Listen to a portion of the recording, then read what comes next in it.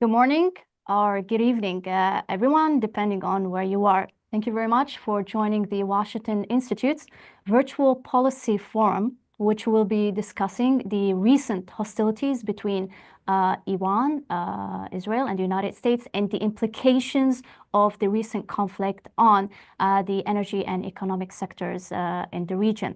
I'm Noam Raydan, a senior fellow at the Washington Institute, where my work focuses on energy and maritime risks in the Middle East. The recent Iran-Israel conflict raised several questions about how the attacks could impact the energy and economic sectors of both countries, Israel and Iran, as well as regional oil and gas producers. Around 35% of global seaborne crude oil and around 20% of liquefied natural gas originate from the Persian Gulf via the Strait of Hormuz, one of the world's most critical choke points. Therefore, no wonder that the energy markets were left jittery for over a week. Global shipping also experienced some disruption and severe jamming of GPS signals, affecting the navigation of several commercial ships that had to pause before passing the Strait of Hormuz. Meanwhile, war risk insurance premiums for shipments to the Middle East and Gulf rose as tensions between Israel and Iran escalated. A ceasefire between Israel and Iran is holding for now, but uncertainties over energy and maritime security in the region remain. To discuss all this, I'm very happy to be joined today by three colleagues and experts on these issues who will share with us their insights and observations since June 13. First, Humayun Falakshahi. Humayun joins us from Kepler, a leading data and analytics platform. He is the head of the crude oil analysis team, managing a group of analysts focusing on the global oil market dynamics from supply and demand fundamentals to geopolitical drivers. Humayun has over 11 years of experience in the oil and gas industry, and he was very, very busy over the past few weeks. Jennifer Nyana is a Middle East correspondent who has been covering energy policy and political economy of the region for over 10 years, with leading publications such as Al Monitor, The National, and S&P Global Commodities Insight. She has reported out of several places in the Gulf region, including Saudi Arabia and the United Arab Emirates. Among the key topics Jennifer has been covering include OPEC and the energy transition efforts underway in key giant oil and gas producers. Gregory Brew, or Greg, is a historian of international energy, foreign policy, U.S. foreign policy, the Cold War, U.S.-Iranian relations, and modern Iran. He is currently an analyst at Eurasia Group. Greg has written 2 books exploring the history of oil, the Cold War, and U.S.-Iranian relations. His most recent book is The Struggle for Iran, Oil, Autocracy, and the Cold War, 1951-1954, that was published in January 2023. It examines the Iran oil crisis and coup d'etat of 1953. Now, before we begin our discussion, some housekeeping, please. If you would like to ask questions for our panelists during the event, please enter them into the Zoom Q&A function at the bottom of your screen. And if you are watching this policy forum on our website or YouTube, please feel free to email your questions to policyforum@washingtoninstitute.org. Now we're done. Let's begin our discussion. We have a lot of questions and answers to take. Humayun, I'd like to start this discussion, please, by asking you to walk us through the key energy events that have triggered serious concerns in the region and global energy markets about disruptions to oil and gas flows from the Persian Gulf. We saw energy facilities in both Iran and Israel coming under attacks, but did this include critical production and export infrastructure? How severe were those attacks on their economies? Secondly, the Strait of Hormuz kept making headlines as Israel and Iran exchanged attacks. Throughout the conflict, Kepler assessed the probability of a Strait of Hormuz closure below 50%. Could you please explain to us why that was the case, and were the oil and gas markets gravely concerned at this time about Iran taking action in this critical global choke point? and what's the status now? Go ahead, please, and set the stage for us. Thank you very much, Humayun. Sure. Thanks, Noam. It's a pleasure to be with you, Jennifer and Greg, as well today.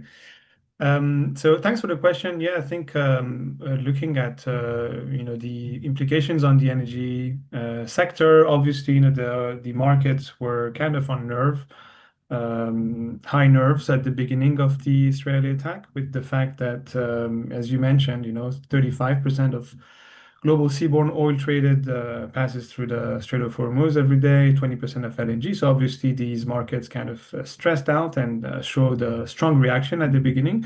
But after the first weekend, the first Israeli attack was on Friday 13th, the first weekend, so 14th, 15th. We kind of noticed that, there were already attacks on energy facilities on both sides. But the markets quickly noticed that the attacks were focusing on the facilities that are mainly there to supply the domestic markets. And it seemed that it was done on purpose. Both sides were trying to hit the other side, but in a way that wouldn't impact international markets heavily. So, for instance, Israel hit a few facilities in Iran. Among them, we've had the South Pars Phase 14 gas processing plant. So South Pars is the world's largest gas field. It's shared between Iran and Qatar, and 1/3 of the field is under Iranian waters. And it is divided into 24 phases. So one of them was hit. And the way we understand it is that at that processing plant, it was about only 1/4 of that capacity that was impacted. And so this resulted in a loss of production on the gas and the liquefied petroleum gas, so LPG, from Iran, but just about 2% of the country's supply of both LPG and gas. Natural gas in Iran, Iran is a big natural gas player. They're the third largest gas producer globally, but they're also the fourth largest gas consumer. So actually, virtually almost all of the gas gets consumed domestically. So that doesn't have impacts on international markets. And LPG, they are a big supplier of LPG globally. They export about almost 400,000 barrels per day of LPG. It's one of the major suppliers out there with the US. But again, it's only 2% of the supply that was impacted. And then the other attacks took place at the Tehran refinery and one other fuel depot near Tehran. So really, obviously, impacting the domestic fuel situation.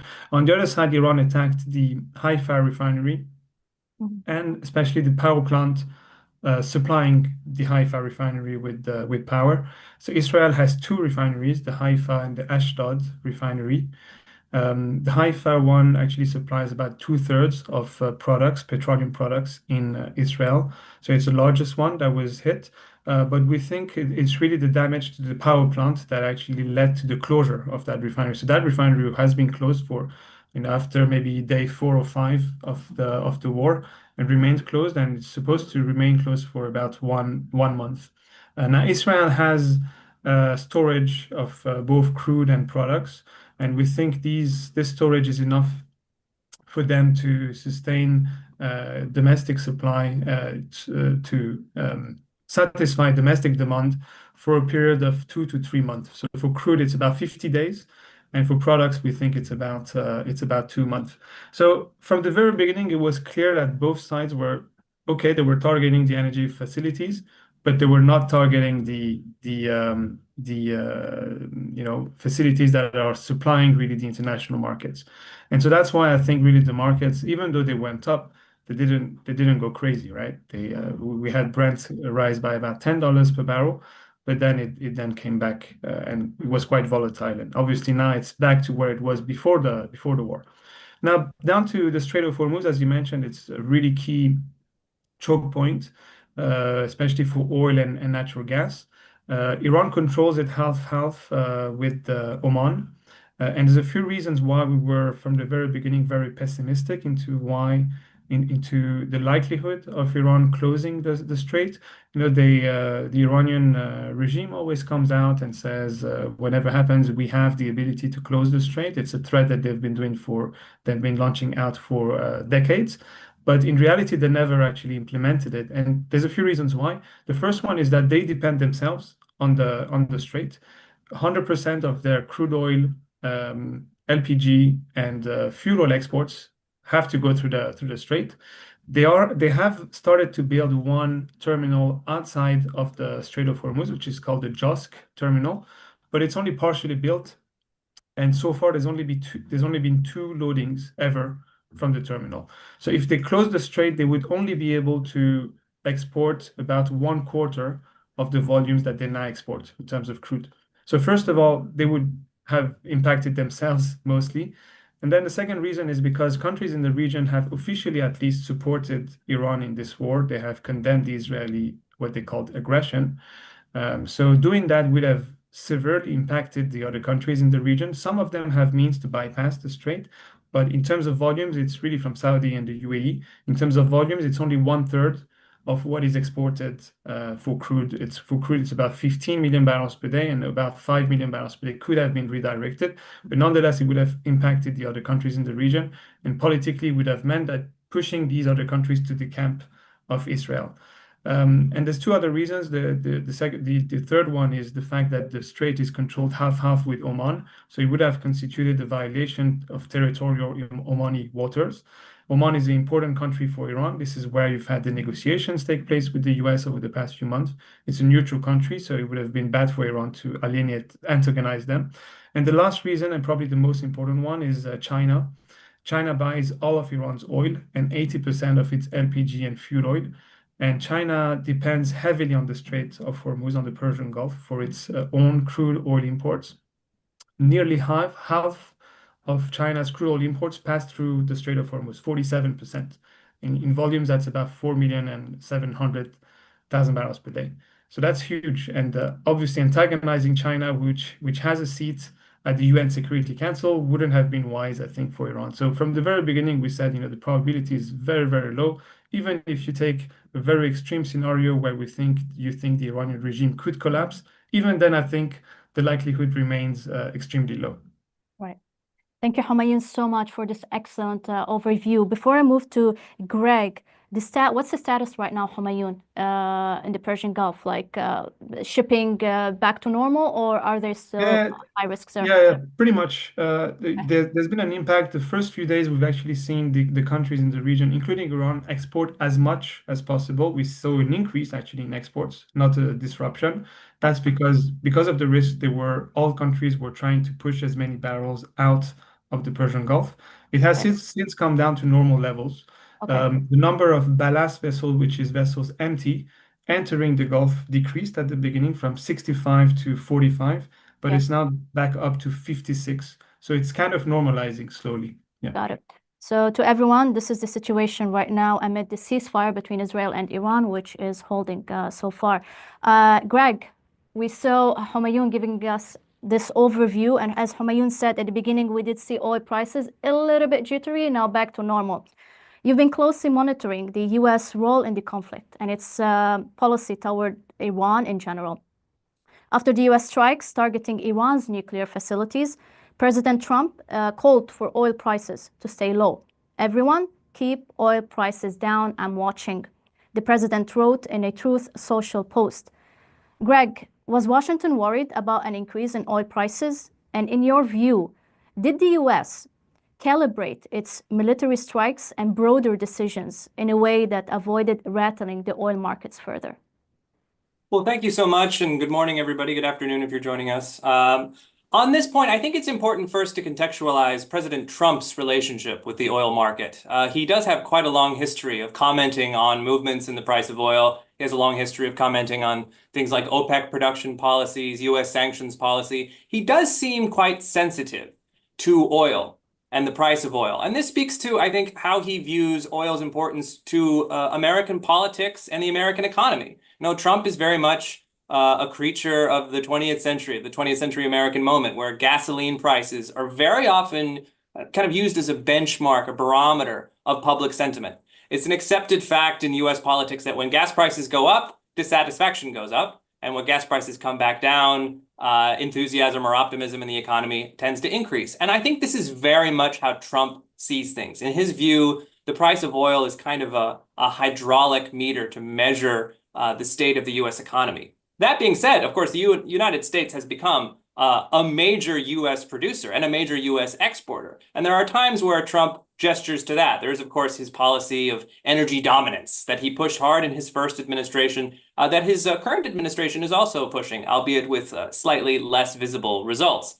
But he does seem conscious of the United States being an oil producer. But I would say in large part, he seems more inclined to want low oil prices because of the benefits that they convey for his domestic political position. So putting all that into the context, Trump entered this war, I think, out of a sense of seizing an opportunity. There's, of course, a great deal of reporting about, whether or not Trump gave Israel the green light, whether or not there was coordination between the United States and Israel. I think that will continue to be debated and discussed as more evidence comes to light. But I think if you put Trump in the context of last week, from his point of view, Israel was scoring some major victories against Iran, was doing tremendous damage to Iran, clearly had the upper hand.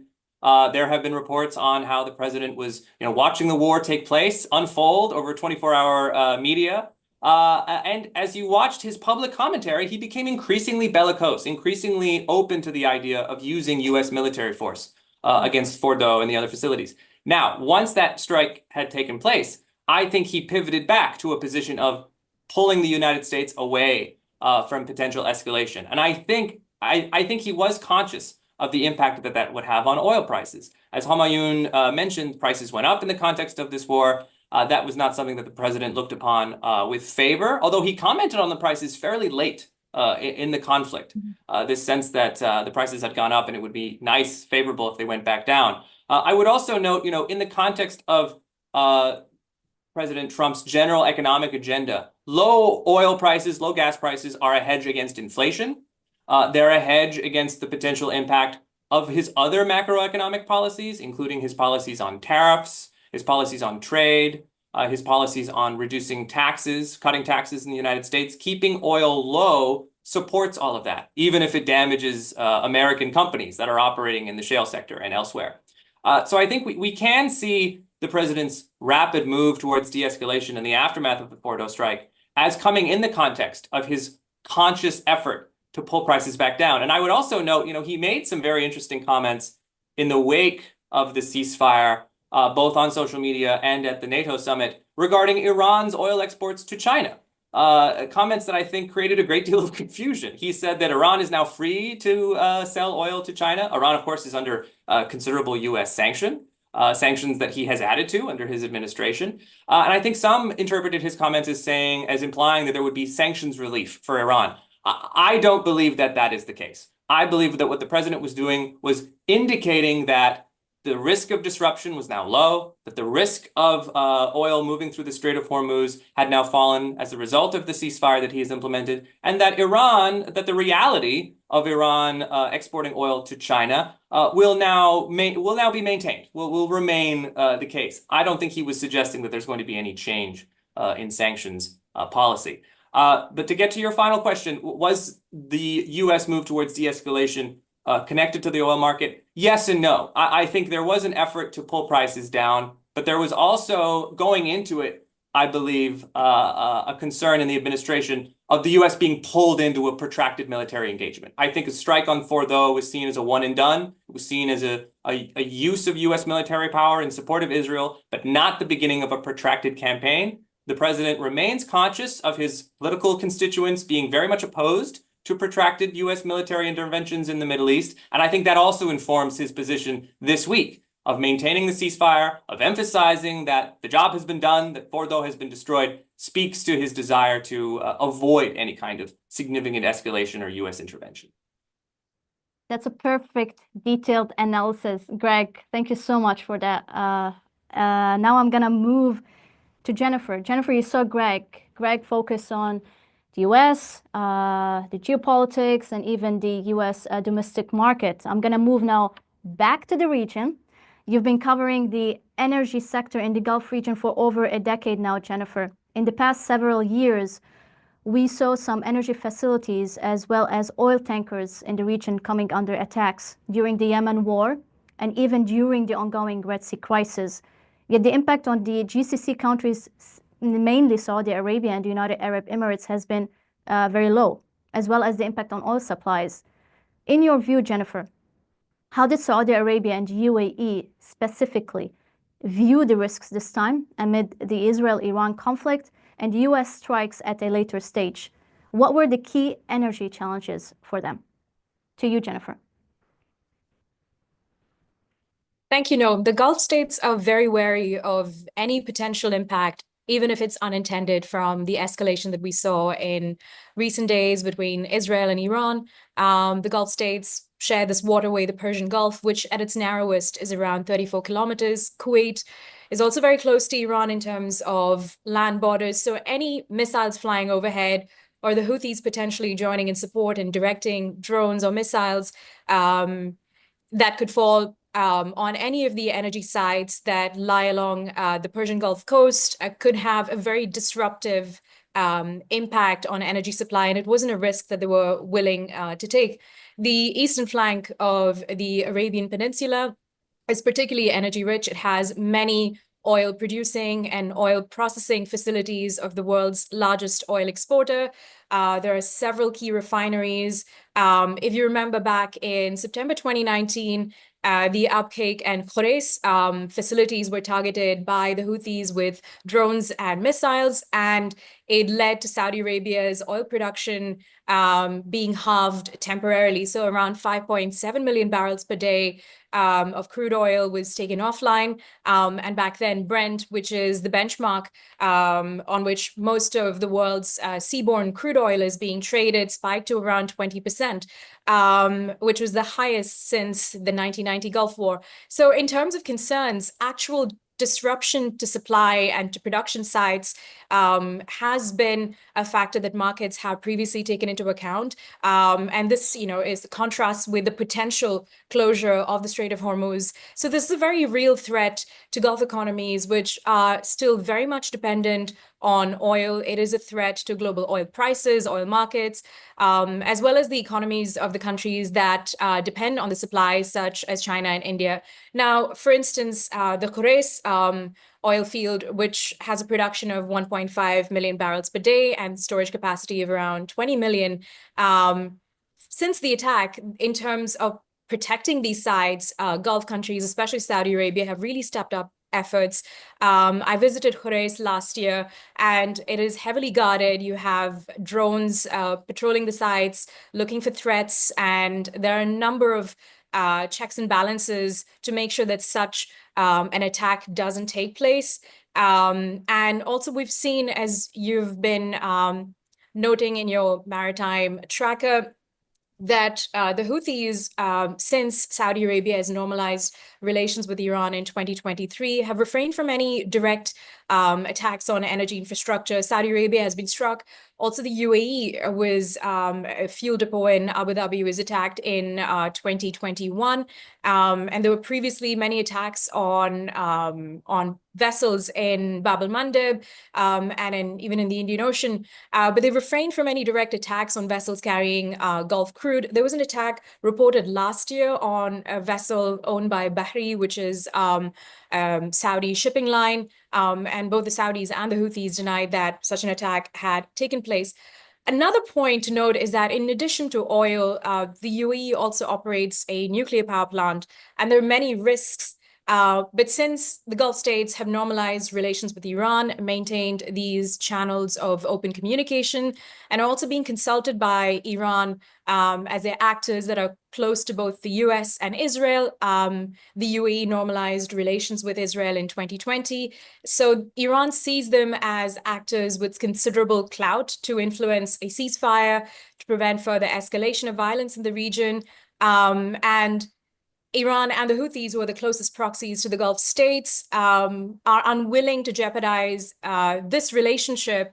And even the attack on the US base in Qatar was very carefully done, with several messages from Iran placating the Qataris that, this was not intended damage. So the Gulf states have, I would say, managed the relationship with Iran to make sure that the energy sites are not a targeted hit anymore. Thank you so much, Jennifer. Also, excellent overview and well done. 5 minutes. You gave us this excellent overview. Thank you very much, Jennifer. Colleagues, we spoke about the situation before the ceasefire. Let's move now to talk about energy and maritime security amid the ceasefire, which is holding. Greg, I'm gonna begin with you in this second and final round. So the ceasefire between Israel and Iran, as I said, is holding so far, but there are a lot of uncertainties, and I'm pretty sure you all agree with me.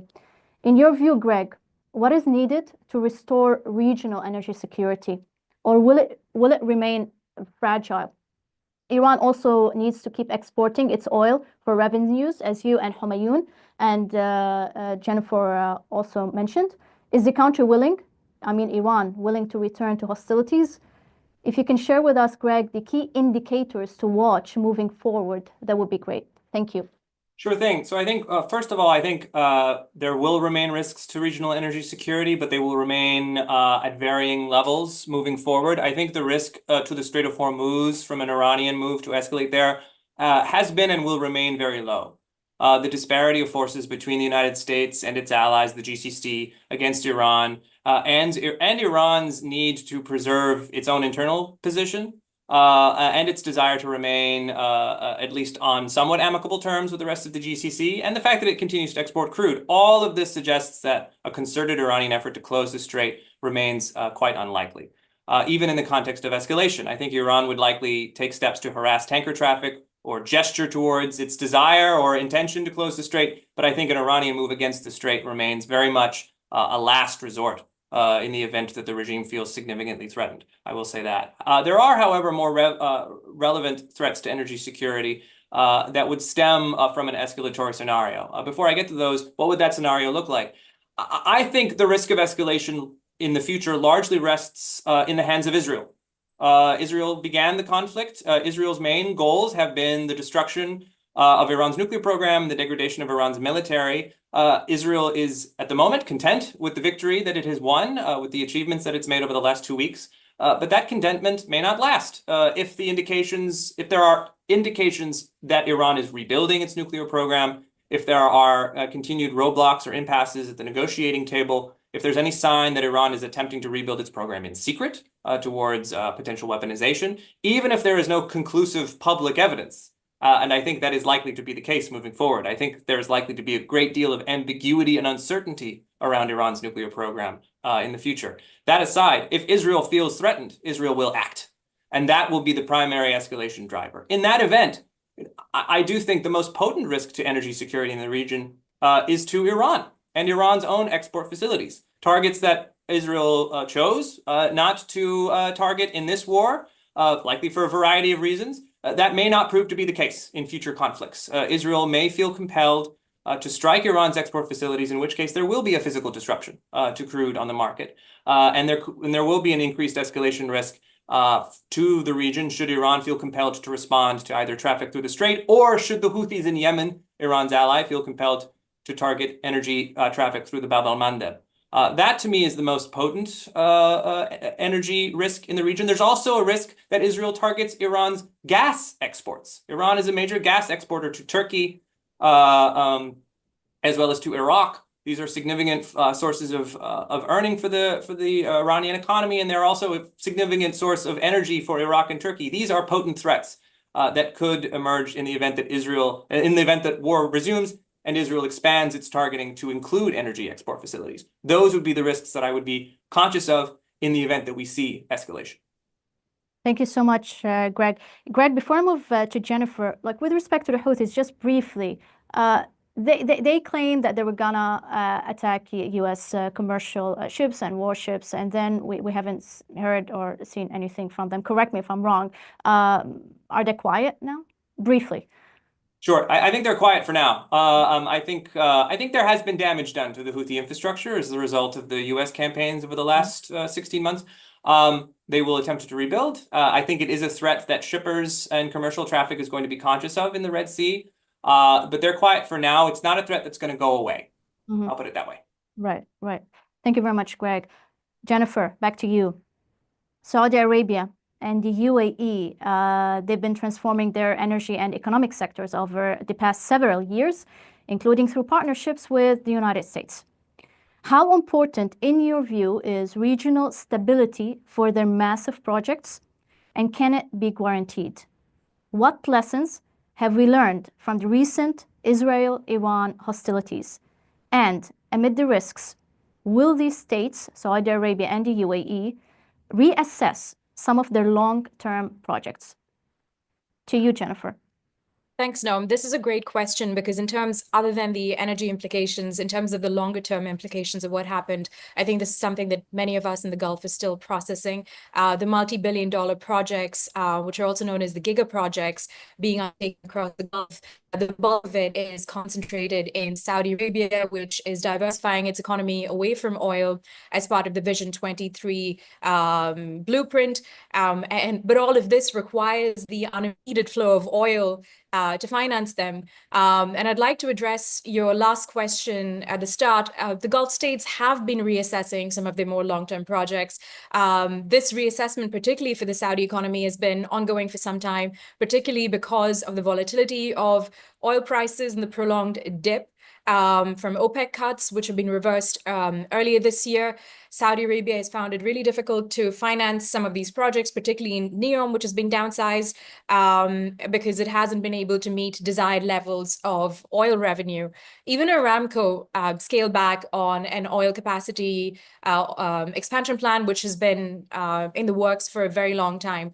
But if the ongoing tensions were to last, not only would it be more challenging for Gulf economies to finance some of these projects, but more importantly, to sustain manpower to bring many of these projects to life. The economy in the Gulf states is sustained by a large expat population, and the events of the last few days have really raised concerns for those living here and working here. I live in Dubai, and the airspace closure and there were rumors of Bushehr being hit by Israel, which was later denied, and which could have led to potential contamination of water supplies. All of this has spooked everyone living here. Also in Doha, when you must have seen videos of expats seeing missiles flying overhead, which is not a common sight in the region, not for many years. So this has unsettled many. The task now for Gulf states is to reassure this population of expats, many of whom contribute to energy and infrastructure projects, that it is safe to continue to live and work here, and that steps are, being taken to guard these sites and to make sure that security is robust. In terms of other projects that could come under scrutiny would be Saudi Arabia's nuclear ambitions. During the U.S. Energy Secretary Chris Wright's visit, which was before Trump's, he talked about reviving the 123 agreement talks. Saudi Arabia has really big nuclear ambitions. They'd like to add around 17 gigawatts of capacity by 2032. The UAE, as you know, already has a nuclear power plant and plans to add more reactors. These projects will now come under a lot of scrutiny going forward. Also, to your point on the joint U.S. investments, which you also mentioned in your article from yesterday, several of these projects that were announced during the Trump visit, the $600 billion commitment, in the case of Saudi Arabia, the 1.4 trillion pledge by the UAE, they're all focused on AI. And building data centers in the Gulf requires a lot of energy, even though these are energy-rich countries themselves, and also requires a heavy nuclear base load in case of the UAE. And also to commit to investments in the US, oil prices need to be stable. But to execute these projects in the Gulf, the data centers require unimpeded flow of energy and sources of energy as well. Thank you so much, Jennifer. And you made really excellent points on the issue of nuclear energy. As everybody knows, nuclear energy is making a comeback in the Western world, including in the United States. And it will be very important to monitor this topic in the Gulf region, as Jennifer pointed out. Humayun, the speaker who set the stage for us, is going to take the final question right now. In your view, what are the short and long-term implications of the recent hostilities for global trade and the domestic energy and economic sectors in Iran and Israel? If the ceasefire, my second question, experiences violations, should we be worried about wider energy implications this time? Greg touched on this a little bit, but if you can expand more, that would be wonderful. Thank you. Yeah, sure. So, I mean, on this second point, There has been already, I think today, signs of another bombing in Iran in one military site. So, I mean, it hasn't been really touched a lot in the Western media, but we could be in stages where the ceasefire actually gets violated. And I agree with Greg. I think it's really down to Israel, to determine whether their objectives have been achieved or not. So I think if there are to be seen, if there are to be violations on the ceasefire, most probably it will come from the Israeli side with some strategic targeted strikes again. Now that said, paradoxically, I think if you look at the war and the fact that it, right now it has ended, there is a ceasefire which mainly is being respected. Paradoxically, this is having bearish impacts on prices. The short-term rise that we saw in prices, it lasted what, 10 days, 1 week, 10 days. That was enough for a lot of the producers in the US, especially the shale producers, to hedge their operations over the next 6 months mainly, but also sometimes up to 12 months.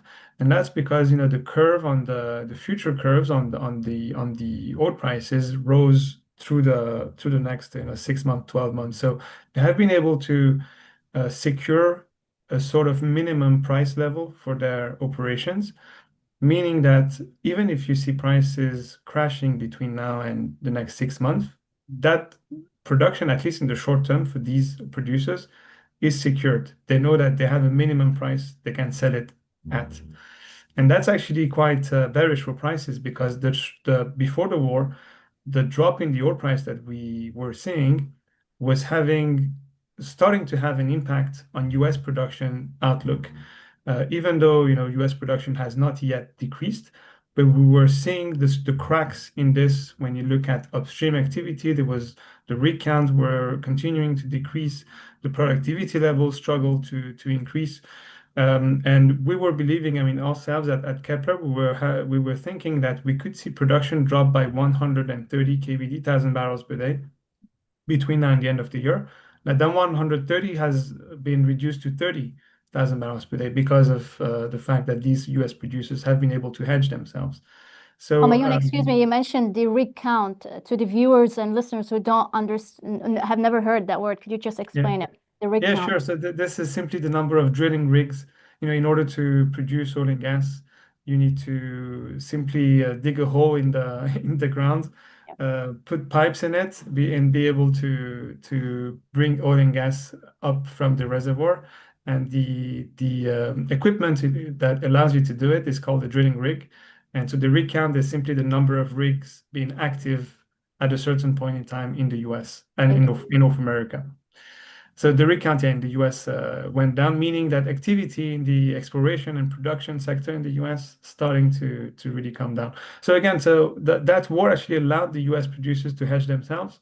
So even as oil prices decreased since 1 week ago, now US production is not going to be decreasing that much anymore at least for the next 6 months. On top of that, you have Donald Trump saying that China can now buy oil from Iran. I mean, China already buys a lot of oil from Iran. It is its only buyer of oil.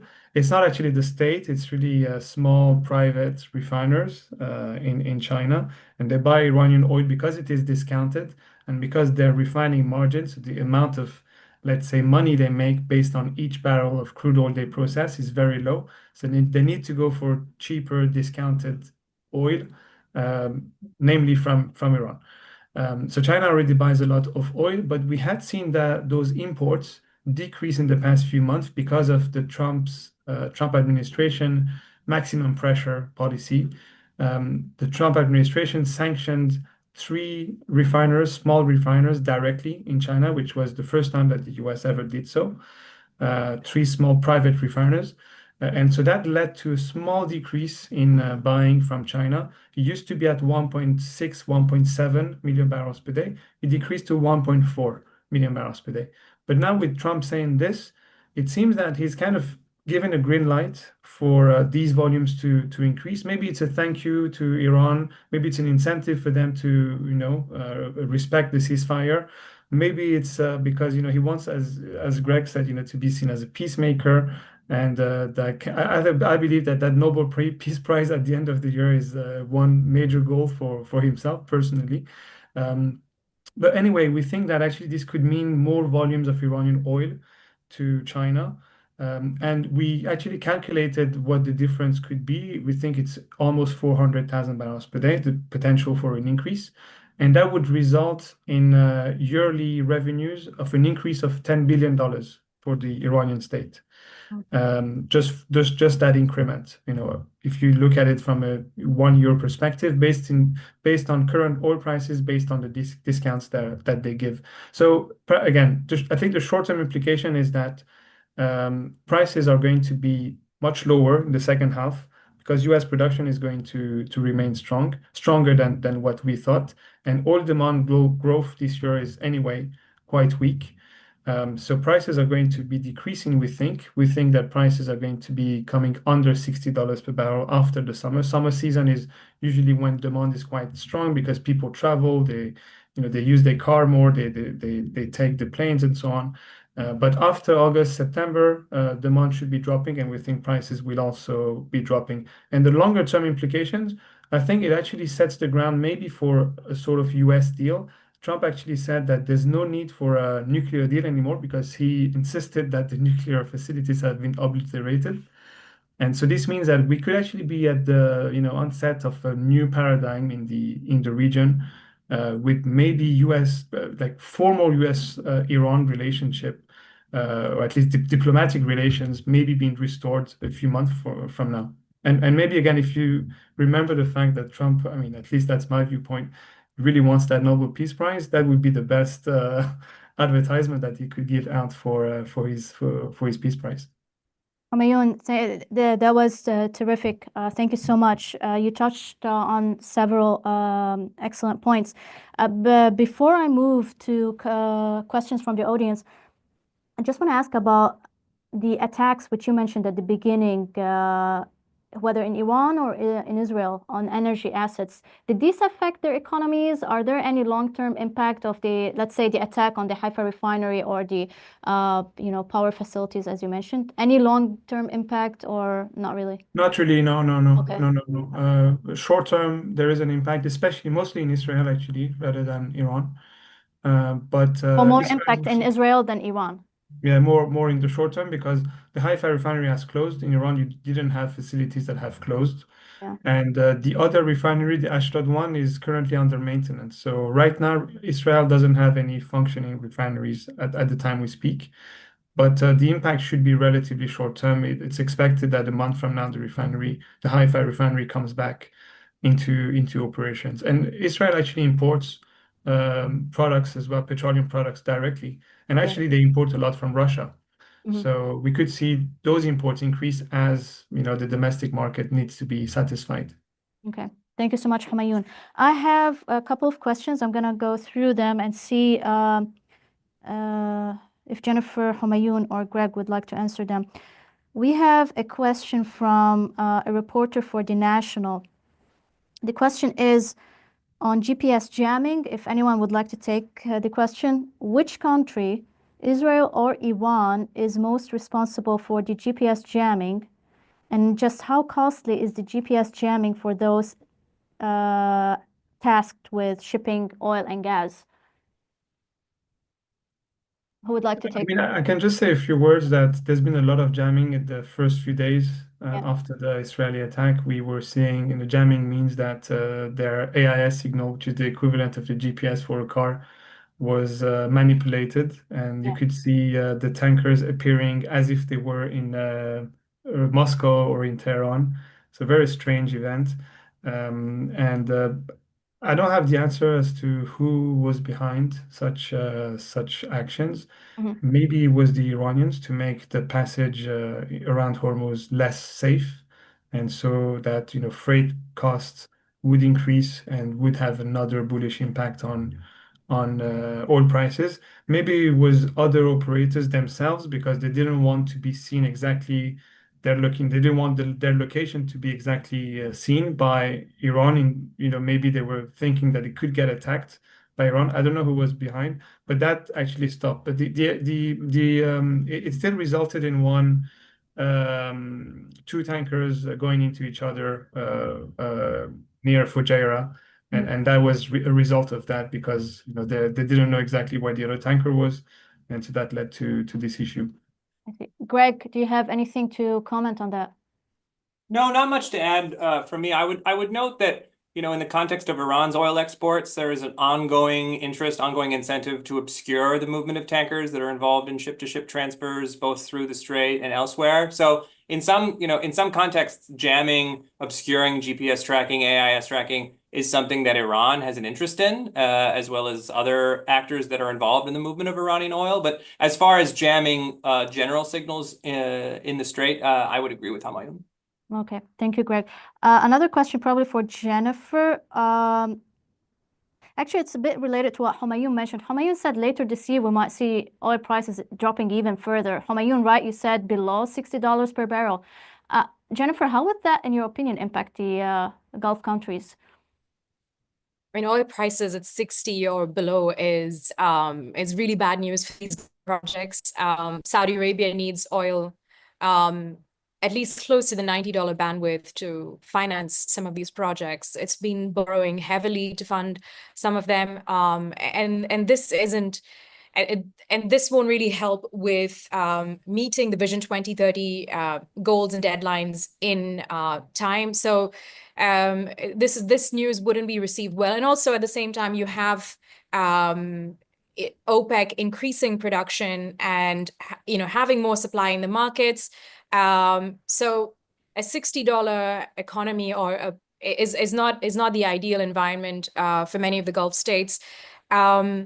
I think this would prompt some sort of reassessment of ongoing projects. In terms of NEOM, there's one big project that's coming online next year, which is the hydrogen project with Aquapower. But in terms of other large-scale projects with immediate deadlines, I think they will have to be recalibrated and funded in a different way. Thank you so much, Jennifer. Probably we can take one more or two questions. I think Greg mentioned earlier the Houthis. Should we be expecting anything more from the Houthis to, affect or impact the energy security in the region, or not really? It seems that the Houthis are still willing to take action or retaliate against, assets in the region. What's your take on that?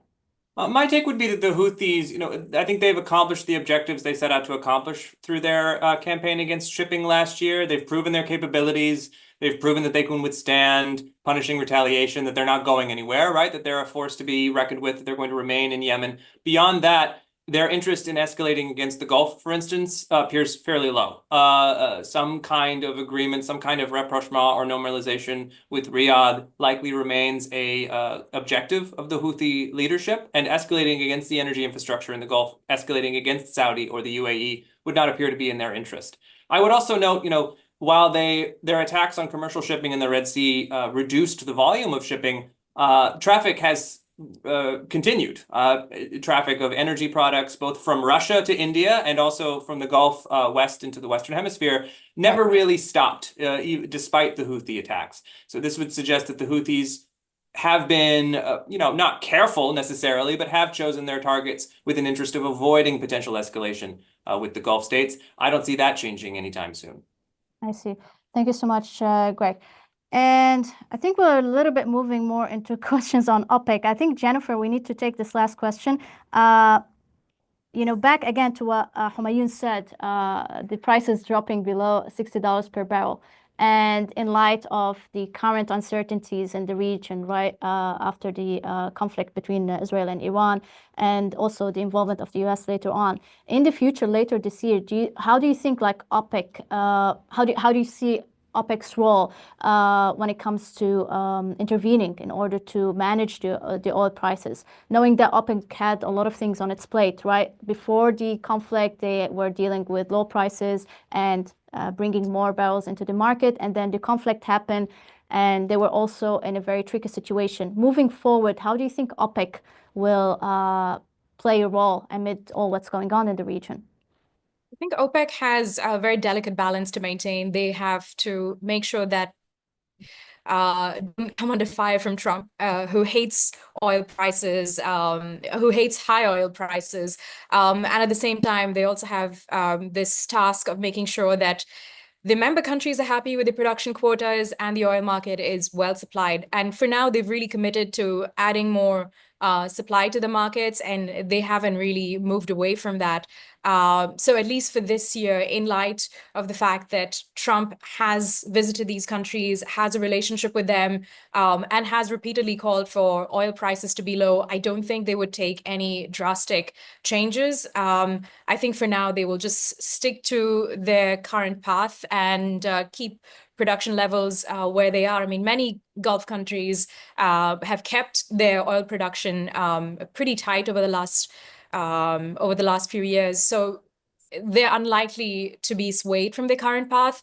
But we don't know how the scenario changes. But for now, they're likely to work with Trump in a way to make sure that oil prices remain fairly stable and not and don't spike unnecessarily. Awesome. Thank you so much, Jennifer. All right, I'm going to ask the last question and quickly give me answers, your opinion. Probably a lot of people are interested in hearing your answer to that.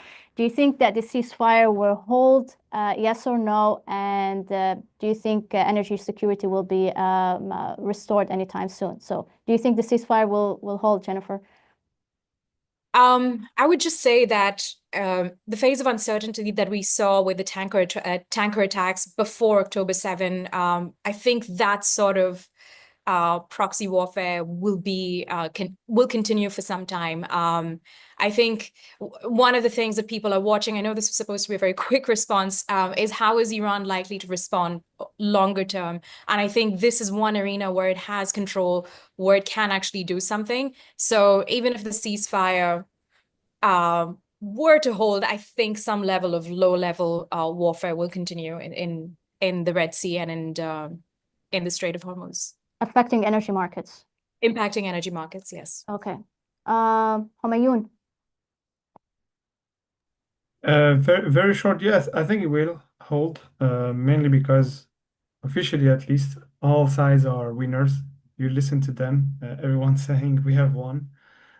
So officially, everyone has reached its, the target. Israel has significantly delayed the Iranian nuclear program, the US as well. They have obliterated it. And if you listen to Iran, they have teached a very strong lesson to Israel and the US. And actually, I think even, I mean, for real, some key sites in Israel have also been hit by the Iranians. So yeah, I think everyone is happy with the outcome. It wasn't in the interest of anyone to continue this for a longer time, but I agree with Jennifer in the sense that behind the curtain, it's not over. And finally, Greg. I would agree. I think short term, for the next 3, maybe 6 months, the ceasefire holds. I don't think we can expect Iran and Israel to stop shooting at one another. And I don't think we can expect Israel to cease efforts to disrupt the nuclear program and potentially even continue to undermine the regime. This is something that Israel can do and is likely going to be willing to continue to do to keep Iran weak, to pursue its strategic goals. I think the energy market is at a slight risk of becoming complacent to the risks to Iranian supply should the conflict escalate again. But I think what this war has illustrated is that the very frequently discussed risk to Hormuz remains exaggerated. I don't see a real risk to Hormuz emerging, even if this conflict resumes. And I think that's something that I think we can get ahead in energy market analysis in the future. Thank you so much, Greg, actually, for saying that, because we all spend time on social media, especially on X, and we saw, how Strait of Hormuz almost, stood still on X. But thank you so much, as Homayoun and Greg explained, the reality is completely different from what we really read on social media, especially during tense times. Okay, and with that, I would like to thank every single person out there who stayed with us and listen to this terrific conversation. Before I end the virtual policy forum, I would like to remind our viewers that you can visit our website, washingtoninstitute.org, to view the tremendous analysis that is being done by several scholars at the Washington Institute on Iran, on Israel, on economics, energy in the region, maritime security, and several other issues. And also you can visit the Washington Institute's website to view a map we created, myself and my colleague Farzin Nadimi, where we track every single ship attack since 2019 and other maritime trends. So thank you so much, and thank you, Jennifer, Greg, and Humayun for joining me. I know we're all busy, so I really appreciate your time, and have a wonderful day or a wonderful night. Thank you. Bye-bye.